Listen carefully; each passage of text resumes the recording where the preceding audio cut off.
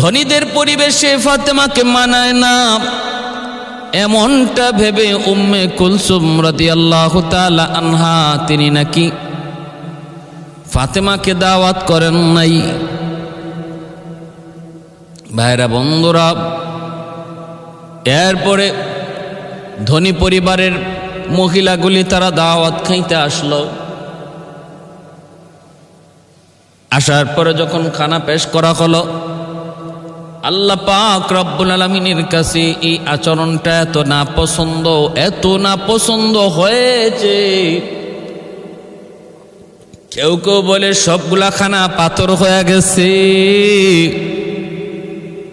আবার কেউ কেউ বলছে সবগুলি খানা চাউল হয়ে গেছে,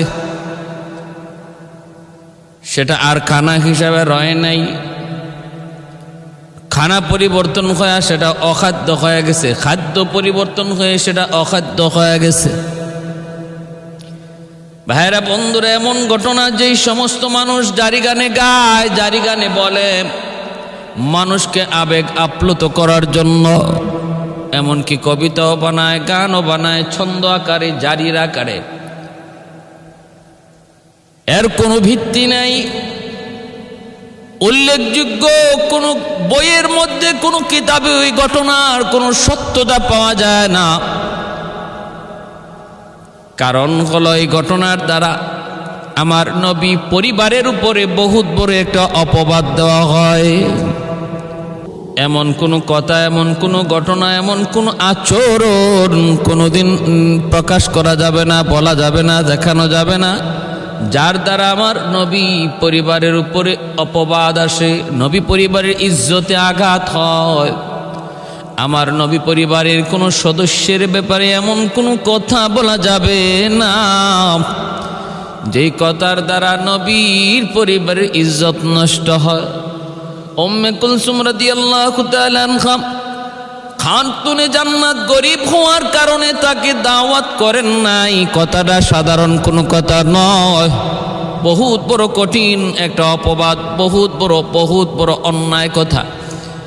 এতে বোঝা গেল উম্মে কুলসুম তার ভিতরে অহংকার ছিল, ধন দৌলতের অহংকার ছিল। এর দ্বারা প্রমাণ করা হয় নবী পরিবারের সন্তান, নবীর কলিজার টুকরা মেয়ে উম্মে কুলসুম রাদিয়াল্লাহু তাআলা আনহার অন্তরে সম্পদের বড়াই ছিল, অহংকার ছিল। আর বোনটা গরিব হওয়ার কারণে তার প্রতি তার হেয় দৃষ্টি ছিল। এরা জাননি কত বড় জঘন্য গুনাহ। আল্লাহ বলেন আল্লাহর নবী বলেন আল কিবরিয়া ও রিদাই, হাদিসে কুদসি। অহংকার করা শুধুমাত্র আমি আল্লাহর পোশাক, অহংকার করা মানুষের মানায় না। এজন্য অহংকার বহুত বড় কবিরা গুনাহ, অন্তরের রোগ। এই রোগে যারা রোগী তারা কোনোদিন আল্লাহর কাছে ইবাদতের মাধ্যমে পার পাবে না। অহংকার তার যাবতীয় আমলকে নষ্ট করে দিবে। এই অহংকার থেকেই গীবতের জন্ম, অহংকার থেকেই তোহমতের জন্ম, অহংকার থেকেই যাবতীয় আমলের জন্ম। একজন মানুষকে কেউ যখন ছোট করে কথা কয়, সমাজ হেয় করে, তার গীবত করে, তার শিকায়েত করে, প্রকাশ্যে অপ্রকাশ্যে, কখন করে? যখন তার অন্তরে অহংকার জন্ম নেয়। কারে রাখো, ওর কথা রাখো, ও তো সেদিনের মানুষ, ও তো ওই দিনের পোলা, ও তো ওই দিনেই করছে, ওই দিন খালি আমার বাড়িতে এরকম আসছে সাহায্যের জন্য। এই ধরনের কথা বলে বলে সমাজে যে সমস্ত মানুষ গীবত করে, শিকায়েত করে, চুগলখড়ি করে, ইজ্জত নষ্ট করে, এদের অন্তরে বিশাল বড় রোগ, আর সেই রোগটার নাম হলো অহংকার। আমার ভাইয়েরা বন্ধুরা, জন্য বলতেছি, এই সমস্ত বানোয়াট কথা থেকে, বানোয়াট গল্প থেকে আমাদের বিরত থাকা উচিত। শুধু আমরা আপনাদেরকে শোনানোর চেষ্টা করলাম না। উম্মে কুলসুম রাদিয়াল্লাহু তাআলা আনহা আমার নবীর একজন কলিজার টুকরা মেয়ে, যার শরীরে আমার নবী রক্ত রয়েছে রে, যার আচরণ আমার নবীর মতো হবে। তিনি হলেন উম্মতের জন্য নজির, উম্মতের জন্য দৃষ্টান্ত, নবীর একজন সাহাবিয়া। নবী বলেন আসহাবী কান্নুজুম বিআইয়িহিম ইকতাদাইতুম ইহতাদাইতুম। আমার এক একজন সাহাবী তোমাদের জন্য আকাশের নক্ষত্র স্বরূপ। তোমরা এক একজন সাহাবীকে অনুসরণ করলে হেদায়েত পেয়ে যাবা, সঠিক পথ পেয়ে যাবা, জান্নাতের পথ পেয়ে যাবা। আল্লাহর নবী সাহাবীদের ব্যাপারে এতটা গ্যারান্টি দিয়েছেন। নবী বলেন ইযা রাআইতুমুল্লাযীনা ইয়াসুব্বুনা আসহাবী ফাকুলু লানাতুল্লাহি আলা শাররিকুম। তোমরা যদি দেখো আমার কোনো সাহাবী, নারী হোক চাই সে পুরুষ হোক, তাকে কেউ গালমন্দ করে, তার চরিত্র নিয়ে কেউ কথা বলে, তারে কেউ মন্দ বলে, তারকে কেউ অপমান দেয়, তোমরা বলো ফাকুলু লানাতুল্লাহি আলা শাররিকুম। নবী বলেন তোমরা সাথে সাথে জবাব দিয়ে দিও, বইল তোর উপরে আল্লাহর লানত।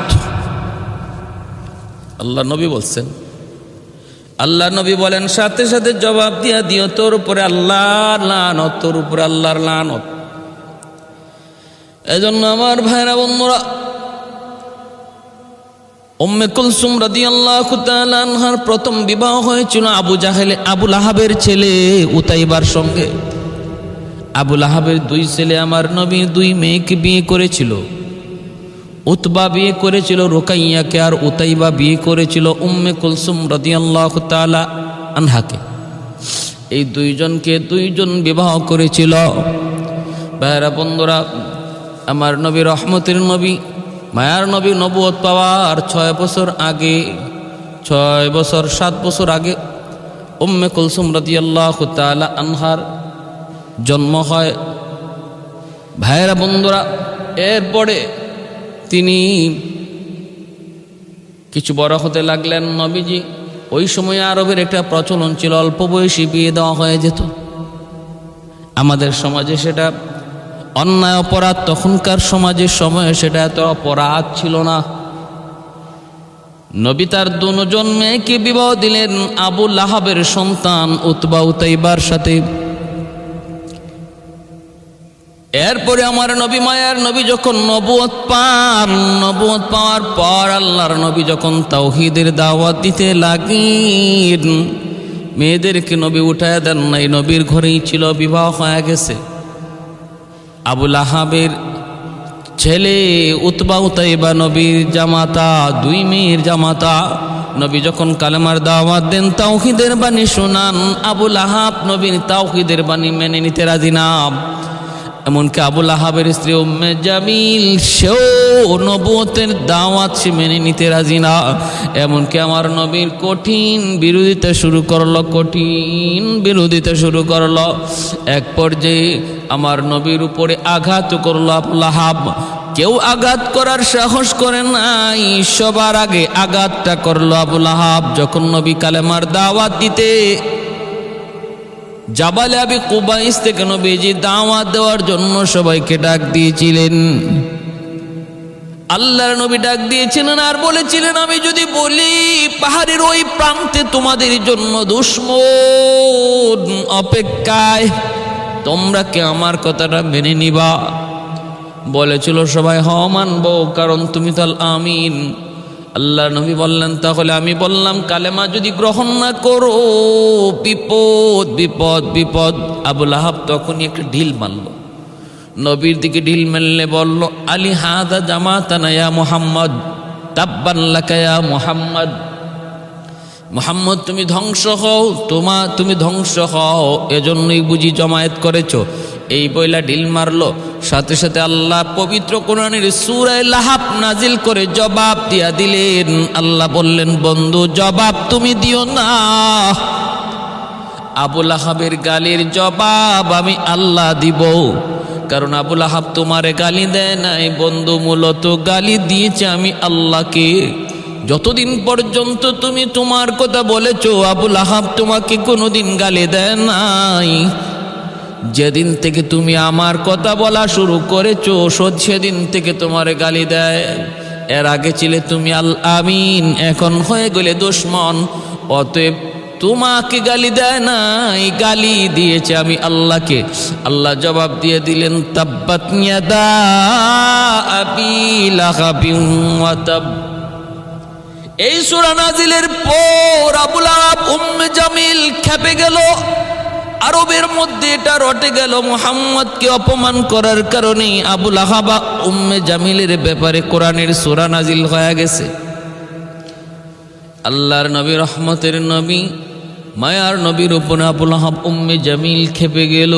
দুই ছেলেকে বলতেছে, তোদের শ্বশুরের কারণে আজকে আমাদের ব্যাপারে কোরআনে সূরা নাজিল হইছে, আমরা নাকি জাহান্নামী, অতএব মুহাম্মদের মেয়েকে আর তোদের ঘরে রাখা যাবে না, এই বিবাহ টিকবে না, তালাক দিয়ে দাও, তালাক দিয়ে দাও। আল্লাহর নবীও এই দিকে আল্লাহর কাছে চাইতেছিলেন, মালিক হয় তুমি আমার দুনো জামাতাকে মুসলমান বানায় দাও, আর নতুবা আমার দুইও মেয়েকে ওদের কাছ থেকে উদ্ধার করে দাও। নবীও দোয়া করেছিলেন, আল্লাহ হয় তুমি আমার জামাতাকে, দুনো জামাতাকে মুসলমান বানাও, নতুবা আমার দুইও মেয়েকে ফিরাইয়া দাও। আল্লাহ দ্বিতীয়টা দোয়া কবুল করেছেন। মুসলমান হওয়া ওদের তকদিরে জুটে নাই, কিন্তু বাপ মার চাপে পইরা দুইও পোলা রাজি হয়ে গেছে নবীর দুনো মেয়েকে তালাক দেওয়ার জন্য। আয়েশা আল্লাহ নবীর কাছে আয়েশা, দুইও ছেলে তালাক দিয়ে গেছে নবীর মেয়েকে। আল্লাহ নবী কষ্ট পাইছেন, মায়ার নবী কষ্ট পাইছেন। এরপরে দ্বিতীয় হিজরিতে এরপরে নবীজি রুকায়াকে বিবাহ দিলেন হযরত উসমান গনি রাদিয়াল্লাহু তাআলা আনহুর সাথে। উসমান গনি রাদিয়াল্লাহু তাআলা আনহুর ঘরে থাকা অবস্থায় হযরত রুকাইয়া রাদিয়াল্লাহু তাআলা আনহা দ্বিতীয় হিজরিতে মদিনাতুল মুনাওয়ারায় তিনি ইন্তেকাল করেন। আর ওনার ইন্তেকালের পর আল্লাহ নবী তার তৃতীয় মেয়ে হযরত উম্মে কুলসুম রাদিয়াল্লাহু তাআলা আনহাকে উসমান গনির কাছে বিবাহ দিলেন। উসমান গনির ঘরে উসমান গনি জীবিত থাকা অবস্থায় আবার হযরত রুকাইয়া উম্মে কুলসুম তিনিও উসমান গনি জীবিত অবস্থায় তিনিও ইন্তেকাল করলেন। আল্লাহ নবী তখন বলেছিলেন, আমার যদি 10টা মেয়ে থাকতো, 10টা মেয়েও থাকতো, তবু আমি ওসমানের কাছে পরপর বিবাহ দিতাম। ভাইরা বন্ধুরা, জন্য আলী রাদিয়াল্লাহু তাআলা আনহু আর উসমান গনি রাদিয়াল্লাহু তাআলা আনহুর ব্যাপারে এত বড় অপবাদ, উম্মে কুলসুম আর ফাতেমা রাদিয়াল্লাহু তাআলা আনহার ব্যাপারে এত বড় অপবাদ হয় না। অথচ আলী রাদিয়াল্লাহু তাআলা আনহু আর ফাতেমা রাদিয়াল্লাহু তাআলা আনহার বিবাহের সময়ে মোহর দেওয়ার মতো ক্ষমতা আলীর ছিল না। সেই মোহরের ব্যবস্থা করেছিলেন আলী রাদিয়াল্লাহু, হযরত উসমান গনি রাদিয়াল্লাহু তাআলা আনহু। আল্লাহ নবী বলেছিলেন, আলী ঢাল আর তলোয়ার তো আছে, বাজারে বিক্রি করে মোহরের ব্যবস্থা করো। রাস্তার মধ্যে উসমান গনি পেয়ে গেলেন। উসমান ডাক দিয়ে বলতেছেন, আলী কই যাও? কই বাজারে যাই কেন? কই ঢাল তলোয়ার বিক্রি করে মোহরের ব্যবস্থা করব। আলী হযরত উসমান বলেন, আলী আমার কাছে বিক্রি করো। কত টাকা লাগবে বলে এত? উনি টাকা দিয়ে দিলেন, ঢাল তলোয়ার উসমান গনি কিনে নিয়ে গেলেন। সেই ঢাল আর তলোয়ার উসমান গনি রাদিয়াল্লাহু তাআলা আনহু বিবাহের মধ্যে তিনি আবার আলীকে উপহার দিয়ে দিলেন। হযরত আলী রাদিয়াল্লাহু তাআলা আনহুকে আবার তিনি উপহার দিয়ে দিলেন। ভাইরা বন্ধুরা, মোহরের ব্যবস্থা হয়ে গেল, ঢাল তলোয়ার আলী আবার সেটা ফিরেও পেলেন। আল্লাহ নবী, রহমতের নবীর মেয়ে খাতুনে জান্নাত মা ফাতেমা রাদিয়াল্লাহু তাআলা আনহাকে কে দাওয়াত না করতে চায়? আর এখানে বুঝি বোন হয়ে দাওয়াত দিতে চায় না। অথচ ইহুদি একটা মহিলা, ইহুদি একটা মেয়ে ফাতেমা রাদিয়াল্লাহু তাআলা আনহার বান্ধবী ছিল। ওই ইহুদি মেয়েটা, সে ছিল বান্ধবী মদিনার। ভাইরা বন্ধুরা, ওই মেয়েটা একবার এরকমভাবে কি করবে, ইহুদি মেয়েটা বাবা ছিল অনেক ধনী পরিবারের মেয়ে। ইহুদি মেয়ে, সম্পদের কোনো অভাব নাই, একরকম রাজার হালেই চলে। এই মেয়েটাকে ইহুদি যখন বিয়ে দিবে, মেয়ে বলতেছে, আব্বু আমার বিয়ে হবে, অসুবিধা নাই, যেখানে মন চায় তুমি বিয়ে দাও, কিন্তু আমার একটা দাবি আছে। বাবা কই কি দাবি? কই দাবি হলো আমার এক বান্ধবী আছে, নাম হলো ফাতেমা, আমার বান্ধবীকে আমার বিয়েতে দাওয়াত করা লাগবে। ইহুদি বলতেছে, তোমার বান্ধবীর বাবাকে? বলে বাবা মুহাম্মদ। আচ্ছা, দাদাকে? কয় আব্দুল্লাহ। ইহুদি বলতেছে, মা আমি তো দাওয়াত করব, কিন্তু কোনো গরিব ফকির এরকম কোন লোককে তোমার বিয়েতে দাওয়াত দিতে পারি না, কারণ আমার এই অনুষ্ঠানে ভিভিআইপি রাজা বাদশার পরিবার তারা দাওয়াত খাইতে আসবে। ওদের মাঝে আমি কোনো ফকির মিসকিন গরিব কাউকে দাওয়াত করব না, করতে পারিও না। তোমার বান্ধবী ফাতেমা সে কেমন? কয় খুব গরিব, দেখছি আমি জামা পরে 5টা 6টা তালি দিয়া। ইহুদি কয় অসম্ভব, তাহলে এই প্রস্তাব প্রত্যাখ্যান, এটা কখনো কবুল হবে না, এটা গ্রহণযোগ্য না, এটা আমি মানতে পারি না। এমনি মেয়েটা কান্না শুরু করে দিল। 3 দিন পর্যন্ত মেয়ে কিছু খায় না, কথা বলে না। মাকে সাফ সাফ জানাই দিল, মা আব্বুকে বলে দিও আমার বিয়ে যদি করাইতে হয়, যদি অনুষ্ঠান করাইতে হয়, অযথা খরচ করে কোনো লাভ নাই। বান্ধবী ফাতেমা ছাড়া আমি বিয়ে বসবো না। আমার বান্ধবী ফাতেমা যদি হাজির না হয়, আমি ওই বিয়েতে রাজি হব না। অনুষ্ঠানে যত খরচ করো না কেন, আমি কিন্তু বিয়েতে রাজি হব না। মা যদি বিয়েতে রাজি করাইতে হয়, অবশ্যই বান্ধবী ফাতেমাকে দাওয়াত করা লাগবে।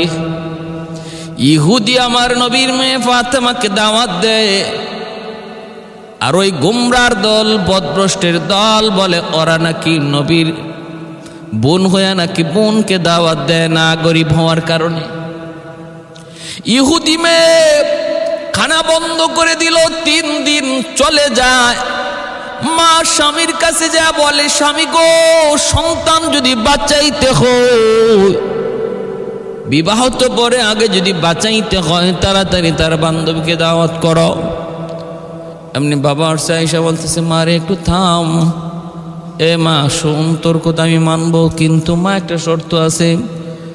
একটু যা দেখ না, খবর নেয়া দেখ, একটা চিঠি নিয়ে চিঠি পাঠা। তার বাবার বংশে, তার মায়ের বংশে কেউ রাজা ছিল কিনা, কেউ বাদশাহ ছিল কিনা, জমিদার ছিল কিনা। যদি তার বাবার বংশে, মায়ের বংশে কেউ না কেউ জমিদারও থাকে, আমি বলবো অমুক জমিদারের নাতিন, অমুক জমিদারের সন্তান। একটু চিঠি লেখ। বান্ধবী চিঠি লিখতেছে খাতুনে জান্নাত ফাতেমা রাদিয়াল্লাহু তাআলা আনহার কাছে। চিঠির ভাষা ছিল এমন, বান্ধবী আমার বাবা আমাকে বিয়ে করানোর জন্য, বিয়ে দেওয়ার জন্য পাগল। আমিও বিয়ে বসার উপযুক্ত, কিন্তু আমি শর্ত করেছি, তুমি যদি আমার বিয়েতে না আসো, আমি কিন্তু বিয়ে বসব না। আমি বিয়েতে রাজিও হব না, এই অনুষ্ঠানই হবে না। কিন্তু আমার বাবা তো বলেছে, কোনো রাজা বাদশার সন্তান ছাড়া, জমিদারের পরিবার ছাড়া কাউকে বিয়েতে দাওয়াত করা হবে না। আমি খানা দানা বন্ধ করে দিয়েছি। 3 দিন পর্যন্ত চলে গেছে, কোনো কথা নাই, বার্তা নাই। এক পর্যায়ে বাপ মা রাজি হয়েছে। এই শর্তে, বান্ধবী তুমি যদি একটু বলো, তোমার বাবার বংশে, মায়ের বংশে কোনো জমিদার, কোনো রাজা বাদশাহ আছে কিনা, তুমি যদি একটু বলো, তাহলে আমার জানো বাসে, তুমিও এই দাওয়াতে আসো। এই চিঠি যখন খাতুনে জান্নাতের কাছে পৌঁছল, তখন তিনি আল্লাহ নবীর কাছে গেলেন চিঠি লইয়া। বাবা, আমার এক ইহুদি বান্ধবী আছে, আমার ওই ইহুদি বান্ধবী, সে বিয়ে বসবে এক শর্তে, যদি আমি তার অনুষ্ঠানে যাই। কিন্তু তার বাবা বহুত বড় ইহুদি, সে অনেক ধন সম্পদের মালিক, সম্পদের অহংকার তার অন্তরে খুব বেশি। এজন্য সে কোনো গরিবকে অনুষ্ঠানে দাওয়াত করতে রাজি না। কিন্তু আমার বান্ধবী, সেও তার দাবি থেকে শর্তে রাজি না। এই অবস্থায় বাপ মা রাজি হয়েছে এই শর্তে যে আমাদের মা বাবার বংশে কোনো জমিদার, কোনো রাজা বাদশাহ ছিল কিনা। আব্বু, এটা তো তুমি বলতে পারবা। আব্বা, এবার তুমি বলো আমি কি করব। আল্লাহর নবী, রহমতের নবী, মায়ার নবী বলেন, মা রে, তুমি বিয়ের অনুষ্ঠানে দাওয়াত খেতে যাবা। বাবা আমি যাব বলে, হ তুমি যাবা, তুমি চিঠি লিখে দাও বান্ধবী আমি তোমার বিয়েতে দাওয়াত খাইতে আসব। বান্ধবী আমি তোমার বিয়েতে দাওয়াত খাইতে আসব। আর নিচে লিখে দিবাস, দুনিয়ার রাজা বাদশাদেরকে যিনি রাজা বানায়, দুনিয়ার রাজা বাদশাদেরকে যিনি রাজা বানায়, বাদশা বানায়, জমিদার বানায়, সেই মালিকের দোস্ত হলেন আমার বাবা মুহাম্মাদুর রাসূলুল্লাহ। ওয়ামা আরসালনাকা ইল্লা রাহমাতাল লিল আলামিন।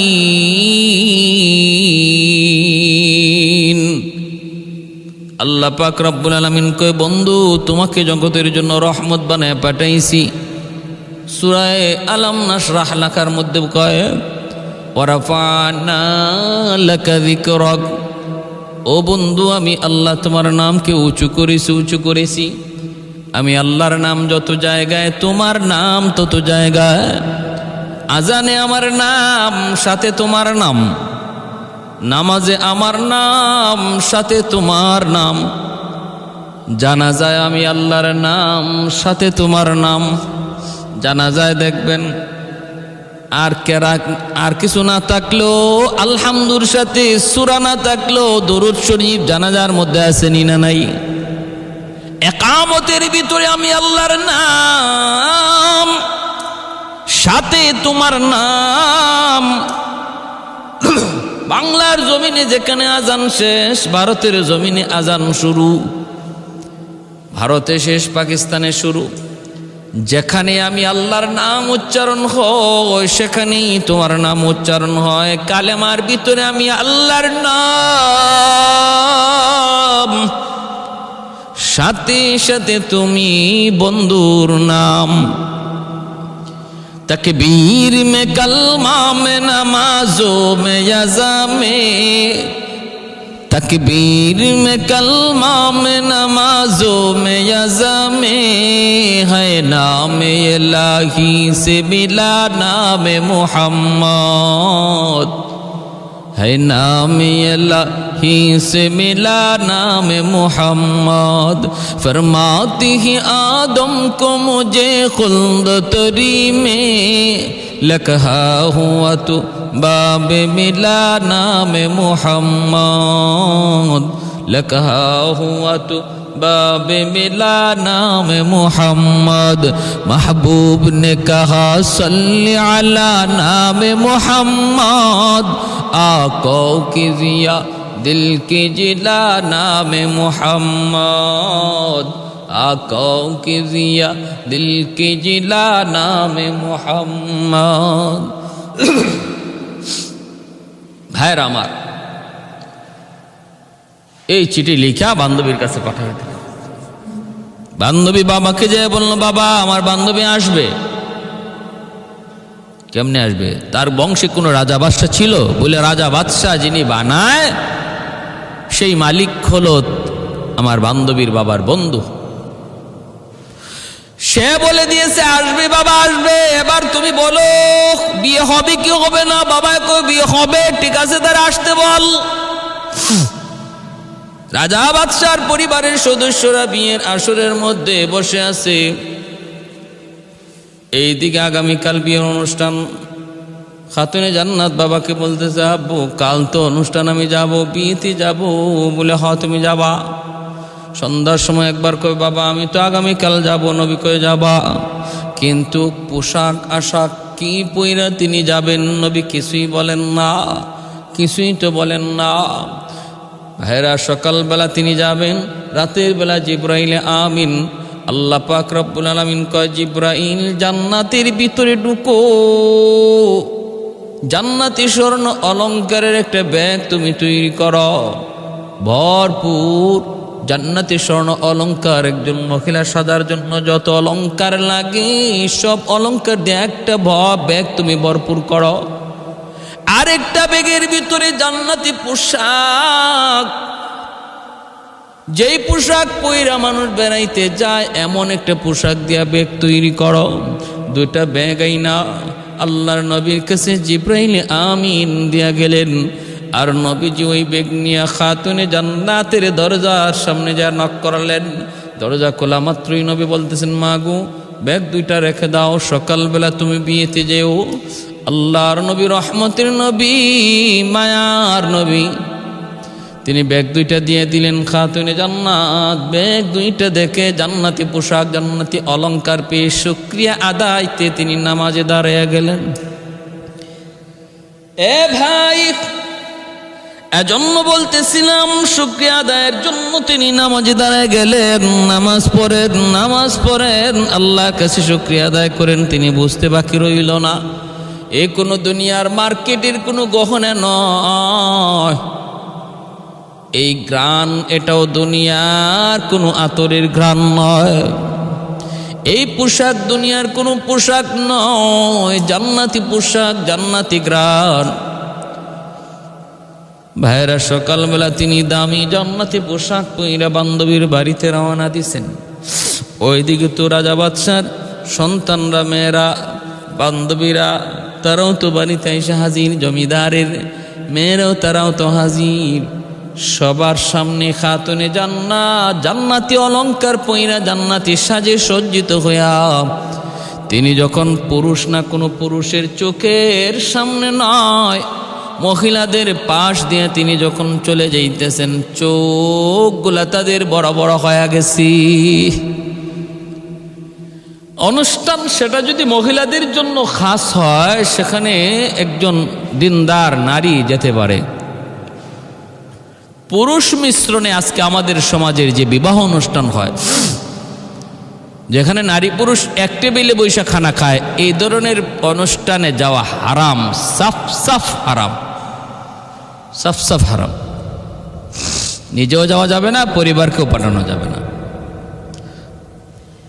যে বিবাহটা ছিল বরকতের বিষয়, যে বিবাহটা ছিল সোয়াবের বিষয়, ধর্মের অংশ, সেই বিবাহটাকে আজকে ইহুদ খ্রিস্টানদের কালচারে সম্পন্ন করার কারণে সে অনুষ্ঠান নেকির কাজ গুনাহে পরিণত হচ্ছে। যেটা সোয়াবের কাজ, নেকির কাজ, সেটা গুনাহে পরিণত হচ্ছে। আমাদের কোনো খবরই নেই। এজন্য বলবো, মা বোনদেরকে বলবো, ভাইদেরকে বলবো, বিবাহের অনুষ্ঠান করবেন, বরযাত্রীর অনুষ্ঠানে চাপ দিবেন না। মেয়ের বাড়িতে বরযাত্রী কোনো অনুষ্ঠান শরীয়তে এলাও না। শুধু ছেলে তার বাড়িতে অলিমা করবে, তৌফিক থাকলে ওই অলিমাতে সে দাওয়াত করবে বন্ধু বান্ধবকে। সেখানে নারীদের জন্য আলাদা বিভাগ, আলাদা, সম্পূর্ণ আলাদা করে ফেলবে নারীর সেক্টর, নারীর অংশ, নারীদের অংশ, নারীদের খাওয়ার জায়গা সম্পূর্ণ আলাদা পুরুষের চেয়ে। এবং কোনো গান চলবে না, কোনো বাজনা চলবে না। তাহলে এই অনুষ্ঠানটা, এটা একটা নেকিতে পরিণত হবে, সোয়াবের অংশ, জীবনের একটা বহুত বড় সোয়াবের অংশে পরিণত হবে। নবী বলেন, আন নিকাহু মিন সুন্নতি ফামান রাগিবা আন সুন্নতি ফালাইসা মিন্নি। বিবাহ করা আমি নবীর সুন্নত। এই বিবাহ থেকে যে নিজেরে ফিরে নিল, সে আমার দল থেকে বাইর হয়ে গেল।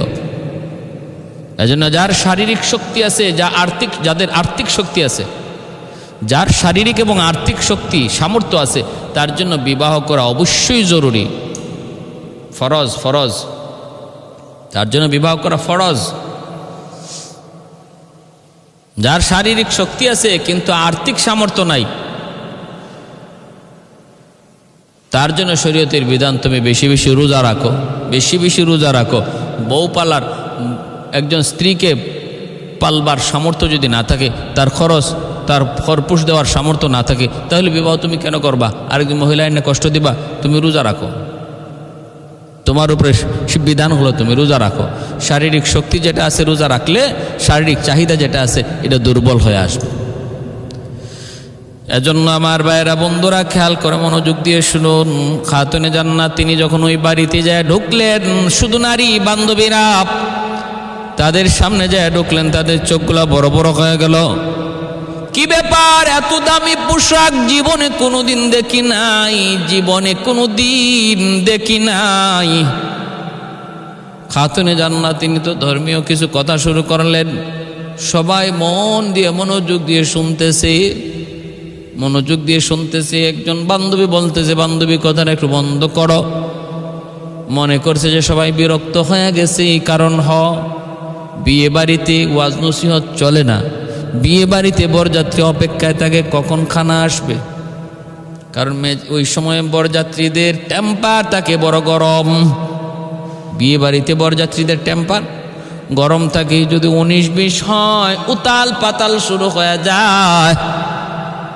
প্লেট ভাঙ্গে, তরকারি উড়ায় ফেলায় দেয়, ডাব পাইরা খায়, পেয়ারা পাইরা খায়, কত কিছু, ঠিক না?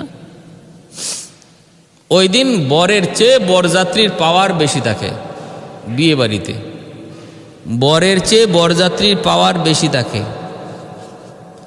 এজন্য মেয়ে পক্ষ, কনের পক্ষ এরাও সহজে বরযাত্রীর সাথে কোনো বাজাবাজি করে না।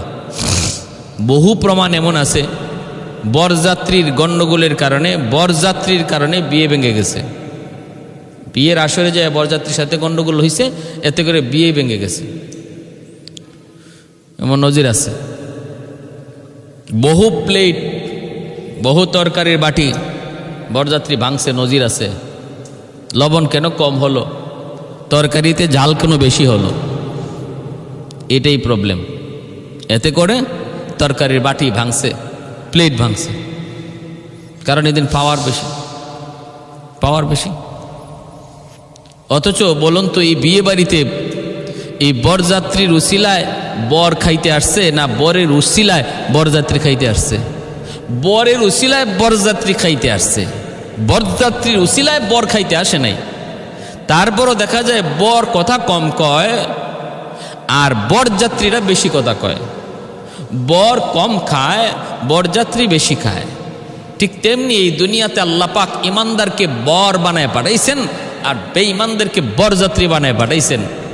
আল্লাহ বরকে বলছেন তোমার আজকে কম খাবে, কম বলবে, তাফালিং কম করো। আর বেঈমানরা ওই বিয়ের আসরের মতো তাফালিংও বেশি করবে, ঝগড়াঝাটিও বেশি করবে, খাইবেও বেশি, কথাও বলবে বেশি, আকাম কুকামও করবে বেশি। আর বর সে চুপচাপ খালি অপেক্ষায় থাকবে যে কখন এই আসরটা শেষ হয়, এরপরে আমি আমার বাসর ঘরে যেয়ে ঢুকবো।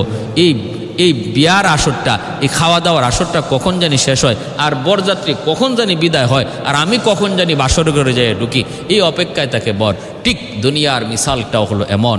এজন্য ইমানদার হায় হতাশ করার কোনো সুযোগ নাই, শুধু অপেক্ষায় থাকো এই বিয়ের আসরটা কখন ভাঙবে আর তুমি কখন বাসর ঘরে ঢুকবে, তুমি সে অপেক্ষায় থাকো। আর বেঈমানরা ওরা আজকের একদিনে যা মন চায় তা করুক, যা মন চায় তা খাক, যা মন চায় তা বলুক, এরপরে তাদের ভাগ্যে আর কোনো খাওয়া নাই, তাদের ভাগ্যে কোনো আর আনন্দ নাই।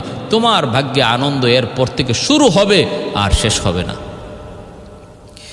ভাইরা বন্ধুরা, খাতুনে জান্নাত ফাতেমা রাদিয়াল্লাহু তাআলা আনহা, তিনি তো ওই বাসর, তিনি তো ওই বিয়ে বাড়িতে কিছু কথা বলবেন। বান্ধবী কয়, বান্ধবী কথা একটু বন্ধ করো। বলে কি হয়েছে বলো? ও বান্ধবী, তুমি আমার পাশে বসছো, তোমার শরীরের এই দামি পোশাকে আমার হাতটা লাগছিল, আমার শরীরের মধ্যে একটা শুক্রাণ চলে আসছে, পাশে করে আমার ওই বান্ধবীর শরীরেও শুক্রাণ গেছে। আমরা সবাই তো মাতামাতি আলোচনা করতেছি, তুমি যে সুন্দর আলোচনা করতেছো, ক্ষুধার যন্ত্রণা আমাদের কখন কোন দিক দিয়ে চলে যাবে টেরও পাবো না। ক্ষুধার চেয়েও তোমার, খানার চেয়েও তোমার কথা আমাদের ভালো লাগতেছে। কিন্তু বান্ধবী, আমরা শুধু একটা কথা জানতে চাই, ফাতেমা একটু বল,